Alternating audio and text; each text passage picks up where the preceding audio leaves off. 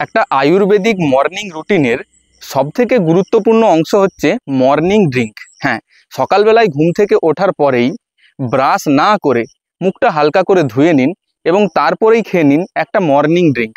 এবার morning drink কার জন্য কেমন হবে? বাত, পিত্ত, কফ এই তিনটি প্রকৃতি অনুযায়ী 3 ধরনের মর্নিং ড্রিঙ্ক আমি আজকে প্রেফার করছি। যাদের বাত প্রকৃতির বডি, অর্থাৎ যারা একটু রোগা পাতলা আছেন, তারা কিশমিশ ভেজানো জল খেতে পারেন বা কপার চার্জড ওয়াটার খেতে পারেন।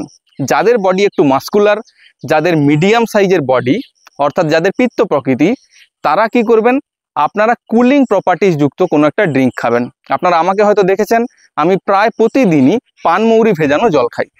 আর যারা একটু মোটা আছেন, অর্থাৎ যাদের কফ প্রকৃতির বডি, তারা মর্নিং ড্রিঙ্ক হিসাবে ফোটানো জল, গরম জল বা জিরা ওয়াটার এই জাতীয় কোনো একটা ড্রিঙ্ক মর্নিংয়ে নিতে পারেন।